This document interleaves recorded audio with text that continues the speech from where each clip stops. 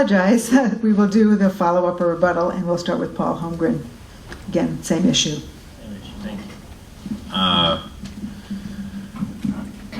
guess I'm confused. I'm hearing two different sides of the story.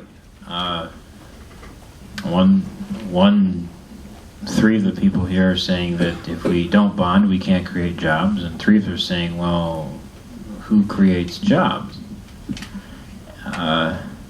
How can we grow the base if we're chipping away at it? I guess it's for 40 years we've been chipping away at the base of taxpayers in Minnesota. We've been buying up property which reduces property tax income. We've been laying more burdens on the taxpayers, who, however you identify the taxpayer. How can they then turn around and keep the same amount of jobs within the state of Minnesota? Thank you. Rena Moran. I'm just going to reiterate that it is important that we do create jobs, and create jobs will really get our families back working, and it will also feed the economy. We cannot grow if people are not spending. So for me, I am in agreement that we do need a bonding bill. Thank you. Carlos Mariani, follow-up. Ask any business man or woman whether or not government is important in job creation. Honestly, ask them, especially in small town Minnesota. The amount of money that we spend for things that we need as a people wind up in large parts with private vendors providing important services for public institutions. Who's building the highways? Who's building the bridges? Those aren't government employees. Those are private individuals like you all, skilled, highly skilled people, pouring that concrete, laying down that steel, doing the work, working for a private industry. Try getting a loan, a bank loan nowadays, folks. The private sector is in tough shape. Government's role right now is to help stimulate the economy by issuing strong bonding bills that circulates activity, money out into the economy that can reinforce the, hopefully the good behavior on our banks to lend credit again. Thank you. Follow-up, Jamie Delton. Carlos and Michael are pushing bonds to create jobs. These bonds have existed. They're not additional jobs. They're bonding that has been occurring every year now. But more than that, they're describing the Keynesian philosophy, which, if taken to the extreme, is counterproductive. If you're borrowing money to create jobs, then it's a lose-lose situation. Thank you. Follow-up, Andrew Smith.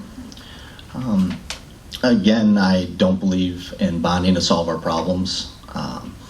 As I said earlier, anything government spends must first come out of your pockets. Just because they bond for instead of tax directly, they still have to find that money somewhere. They need to find investors. And then in the long run, we have to pay that back with interest. So we're taking money out of the private economy that would be invested elsewhere, and then we're going to send it back to the private economy eventually, but we're going to pay more. As I said, I know several business owners that are thinking of getting out of businesses due to regulations, due to all the permitting process and all the money that has to go into that. And I also know several people that have money or can have access to money through investment, but they're not doing anything because they don't know what the long-term situation is going to be. They're holding their breath, and they're going to see where government's going to jump. And until we give them a stable future, something that they can rely on, they're not going to invest. Thank you. And follow-up, Michael Pamar. If you ask the leaders of businesses and corporations in the state of Minnesota, they'll say that the thing that's most important is for us to invest in our infrastructure, invest in early childhood education, make sure our K-12 education system is top-notch, world-class, and that we invest in higher education. What we've been doing in this state is underfunding. Back in 1978, 43% of our budget for the University of Minnesota came from the state of Minnesota. Today it's 18%. We're not investing in our state. If we want to grow jobs in the state of Minnesota, we have to have a quality of life that businesses want to stay and come here. And the only way to do that is to invest. And may I just add that the interest rates today are the lowest they've been in history. It's the perfect time to be bonding, and that's why I advocate that as a partial solution. Thank you. So with our next question, we'll begin with Rena Moran. There are several questions that are related, a similar topic, and about bullying and gun control and so forth. But I think I'll ask the question this way. How can you as a legislator work to help make our communities free of violence? How can we make our communities free of violence? Well, we need to regulate gun control. I think that's really, really important. We also need to work in partnership with our police department. I think a good way of doing that is also to ensure that we are restoring local government aid to our cities so that we can continue to have our first responders available to respond.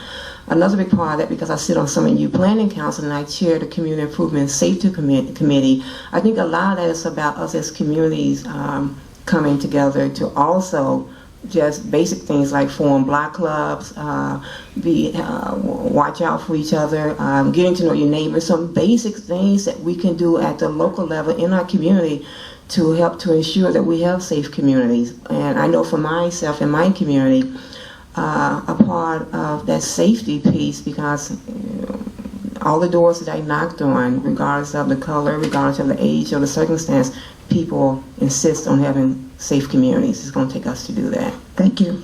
Carlos Mariani. Well, that's a big question. It's going to take more than 1 minute to get into. It's a really important one. We have to understand the source of violence, and we have to go there. If we wait until violence happens, we've waited too long. Obviously, we need to be harsh with folks that are violent. I have no problem with that. But the question is, how do I prevent it in the first place? And I love Rena's answers, because they're all based on what we can do together as a people. Talk to police officers. They want to work with community folks. They want to work with young people. They want to work with folks who live in the communities. They understand that prevention work, getting at what motivates or what creates the situation for violence before it escalates is really what we need to do. So we need to invest in communities, in relationships across with our public safety folks, with community folks. We need to start very young with young people, teach them how to resolve differences without violence. Thank you. Jamie Delton. I looked over the bullying legislation that was proposed in the special session, and it looks fairly innocuous to me. I was more struck by the original bullying statute that it modifies and amends, which seems to single out what are the special schools called? The charter amendment, the charter schools. It seems to single them out unfairly, and I am a little concerned about that. And I want to hold that up as an example of why you need trustworthy legislators to legislate with good intentions, and honestly, there's always something trying to be snuck in. Thank you. Andrew Smith. We need to make sure that our police, and I'll even say our fire departments, are adequately funded. That is one area of government that I do truly believe in. We also need to make sure that they're not wasting their time on busy work, and we need to simplify the overall law system. And when we do find people that are perpetrating violence against others, we need to incarcerate them. But I've had talks with police officers, I've asked them about specific laws, and a lot of them have absolutely no idea what the rules are. And the fact that it's so complicated is a downside. I don't think we need more gun control. I'll direct you to read a Professor Dr. John Lott. He's done more work on that than I ever could. But they are plenty controlled. But yes, if you do perpetrate a gun crime, we should send you to jail. Thank you.